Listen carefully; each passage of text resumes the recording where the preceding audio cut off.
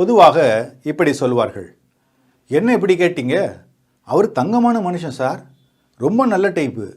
இந்த காலத்தில் அவரை மாதிரி ஒரு மனுஷனை பார்க்குறதே கஷ்டம். அவங்க ஊரில் போய் அவர் பேரை மட்டும் சொல்லி பாருங்கள், ஊரே அவரை பற்றி நல்ல விதமாக சொல்லுவாங்க. ஒரே வரியில் சொல்லணுன்னா, அவர் வாழ்கிற காலகட்டத்தில் நம்மளும் வாழ்கிறோம் பார்த்தீங்களா, அதுவே பெரிய பாக்கியம் என்று. அதே நேரம் வேறு ஒரு மனிதரை பற்றி இப்படியும் சொல்வார்கள், அவரா, ஐயோ ரொம்ப மோசமான ஆள் சார், வாயை திறந்தாலே பொய் தான், எவனை தூக்கலாம், எவனை கவுக்கலாம், எவனை தள்ளலான்னு 24 மணி நேரம் இதே யோசனை தான் அவருக்கு. அவர்கிட்ட கொஞ்சம் ஜாக்கிரதையாக இருங்க சார், இல்லைனா நாம் ரொம்ப கஷ்டப்பட வேண்டி வரும். இங்கு 2 விதமான மனிதர்களை குறித்து பார்க்கிறோம். ஒருவர் நல்ல மனிதர், மற்றொருவர் பொல்லாத மனிதர். எதை வைத்து ஒரு மனிதர் நல்லவர் என்றும் மற்றொருவர் பொல்லாதவர் என்றும் சொல்கிறார்கள்? இதில் பல விஷயங்கள் அடங்கியிருக்கின்றன. அவற்றையெல்லாம் விரிவாக பேச நமக்கு நேரம் இருக்காது. எனவே சுருக்கமாக நாம் 2 காரியங்களில் இதை அடக்கிவிடலாம். ஒன்று அந்த மனிதருடைய வாழ்க்கை, இன்னொன்று அந்த மனிதருடைய வார்த்தை. இவை இரண்டும் அந்த மனிதர் யார் என்று நமக்கு காட்டி கொடுத்துவிடும். நல்ல முறையில் தன்னுடைய வாழ்க்கையை அமைத்து கொண்ட ஒருவரால் முறையற்ற வார்த்தைகளை பேச முடியாது. அவர் பேசுகின்ற வார்த்தைகளே அவர் யார் என்பதை நமக்கு காட்டி கொடுத்துவிடும். இதனை வேறொரு கோணத்தில் சொன்னால், வார்த்தை தான் மனிதன், மனிதன் தான் வார்த்தை. நன்றாக யோசித்து பாருங்கள், நான் சொல்வது உண்மைதானே? ஆனால் இதில் ஒரு சூழ்ச்சி இருக்கிறது.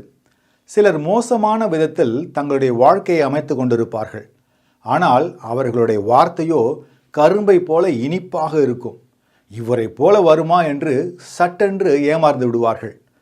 ஆனால் காலப்போக்கில் இப்படிப்பட்ட மனிதர்களை கண்டுபிடித்து விடலாம். இவர் பேசுகிற வார்த்தைக்கும் வாழ்க்கைக்கும் சம்பந்தம் இல்லையே, இவர் நம்மை ஏமாற்றுகிறார் என்று. எனவேதான் வேதம் கூறுகிறது, இருதயத்தின் நிறைவினால் வாய் பேசும். அப்படியானால் இருதயத்திற்கும் பேசும் வார்த்தைகளுக்கும் என்ன சம்பந்தம்? லூக்கா 6:43 முதல் 45 வரை உள்ள வசனங்கள் கூறுகிறது, நல்ல மரமானது கெட்ட கனி கொடாது, கெட்ட மரமானது நல்ல கனி கொடாது. அந்தந்த மரம் அதினதின் கனியினால் அறியப்படும். முட்செடிகளில் அத்திப்பழங்களை பறிக்கிறதும் இல்லை, நெருஞ்சிச் செடியில் திராட்சை பழங்களை பறிக்கிறதும் இல்லை. நல்ல மனுஷன் தன் இருதயமாகிய நல்ல பொக்கிஷத்திலிருந்து நல்லதை எடுத்து காட்டுகிறான். பொல்லாத மனுஷன் தன் இருதயமாகிய பொல்லாத பொக்கிஷத்திலிருந்து பொல்லாததை எடுத்து காட்டுகிறான். இருதயத்தின் நிறைவினால் அவனவன் வாய் பேசும். அப்படியானால் இந்த வசனத்திலிருந்து இருதயத்தின் நிறைவினால் வாய் பேசும் என்பது நன்றாக விளங்குகிறது. சரி, இதன் விஞ்ஞான கோணம் என்ன? அதையும் பேசலாம். ஒரு மனிதனால் எப்படி பேச முடிகிறது என்பதை நான் சுருக்கமாக சொல்லுகிறேன். இதில் மூளை, நரம்புகள், நுரையீரல், குரல் வளை, நாக்கு, உதடுகள், ஏன் பற்கள் கூட தேவைப்படுகிறது.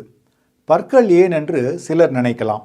ஆம், ஒரு மனிதன் தெளிவாக பேசுவதற்கு பல் கூட அவசியம்தான். நாம் கேள்விப்பட்டிருப்போமே, பல் போனால் சொல் போச்சு என்று. பல் இல்லாமல் ஒருவரால் தெளிவாக வார்த்தைகளை உச்சரிக்க முடியாது. பார்த்தீர்களா, ஒரு சொல் பிறப்பதற்கு எத்தனை உறுப்புகள் தேவைப்படுகின்றன. அது மட்டுமல்ல, ஒரு வார்த்தை பிறப்பதற்கு முன்பு அது பல படிகளை தாண்டி வர வேண்டும்.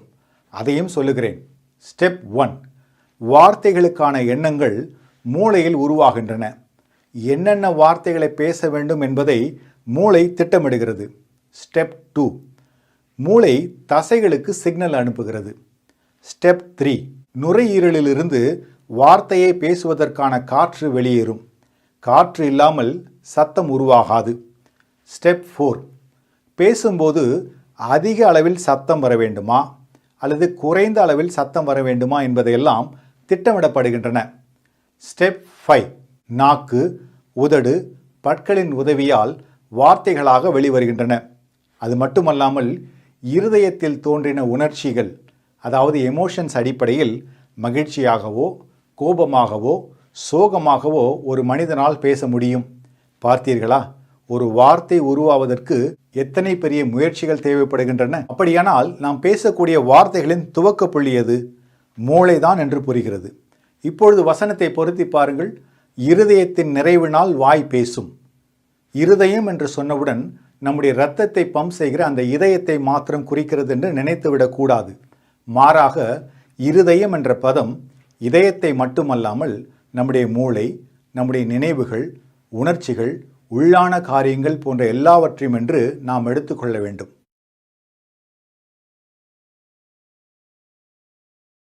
வணக்கம். அகத்தின் அழகு முகத்தில் தெரியும் என்பார்கள். ஒருவரின் மனதில் என்ன இருக்கிறது என்பதை அவரின் முக பாவனைகளை வைத்தே கண்டறிந்து விடலாம். பொதுவாக மனிதர்களின் முக பாவனைகள் அவரது மன எண்ணங்களை பொறுத்தே அமையும். சிலர் முகத்தை பார்த்தவுடன் சொல்லுவார்கள், என்ன இன்னைக்கு ஒரே சந்தோஷமா இருக்கீங்க போல, என்ன செய்தி என்று. அதே போல, என்ன இன்னைக்கு ஒரே சோகமா இருக்கீங்க, ஏதாவது பிரச்சனையா என்று கேட்பார்கள்.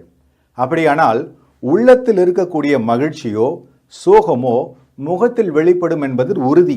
சிலர் இப்படியும் சொல்வதுண்டு, நல்ல எண்ணங்கள் கொண்டவர்களின் முகத்தில் ஒரு புன்னகை இருக்கும், மோசமான எண்ணங்கள் கொண்டவர்களின் முகம் அஷ்டகோணலாய் இருக்கும் என்று. ஒரு மனிதனின் மனதில் இருக்கக்கூடிய மகிழ்ச்சி, சோகம், பயம், மேலும் தீய எண்ணங்களை முகம் ஒரு கண்ணாடியைப் போல பிரதிபலித்துவிடும். சரி, இப்பொழுது நமக்கு ஒரு கேள்வி வருகிறது. அப்படியானால் அகத்துக்கும் முகத்துக்கும் என்ன சம்பந்தம்? அகம் என்பது மனிதனுடைய உள்ளான காரியங்கள், அதாவது அவன் இருதயத்தில் இருக்கக்கூடியவைகள். ஆனால் முகம் என்பதோ வெளியில் எல்லோர் பார்வைக்கும் தெரியக்கூடியது. அகத்துக்கும் முகத்துக்கும் உள்ள தொடர்புகள் என்ன? நீதிமொழிகள் 23:7 சொல்கிறது, அவன் இருதயத்தின் நினைவு எப்படியோ அப்படியே அவன் இருக்கிறான். புசியும் பானம் பண்ணும் என்று அவன் உன்னோடே சொன்னாலும் அவன் இருதயம் உன்னோடே இராது என்று. இந்த வசனத்தை அடிப்படையாக கொண்டு விஞ்ஞானத்தின் பார்வை என்ன? இதோ உங்களுக்காக. முக பாவனைகள் உணர்வுகளை பிரதிபலிக்கின்றன.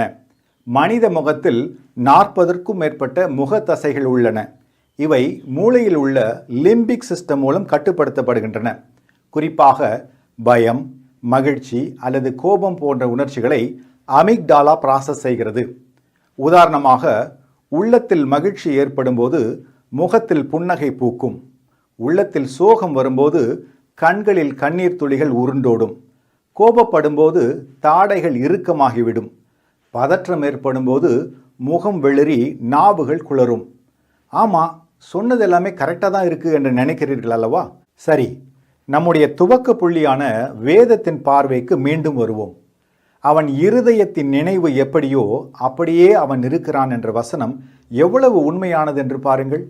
உள்ளத்தில் ஏற்படும் அன்பு, மகிழ்ச்சி, சந்தோஷம், சமாதானம், கோபம், எரிச்சல், தீய எண்ணங்கள், பெருமை, பொறாமை, பயம், வெட்கம், அவமானம் போன்ற நிகழ்வுகள் மனிதனுடைய முகத்தில் வெட்ட வெளிச்சமாக தெரியும். எனவேதான் வேதம் சொல்லுகிறது, அவன் இருதயத்தின் நினைவு எப்படியோ அப்படியே அவன் இருக்கிறான் என்று. வேதம் சத்தியம், சமூலமும் சத்தியம். மீண்டும் இதே போல இன்னொரு நிகழ்ச்சியில் சந்திப்போம்.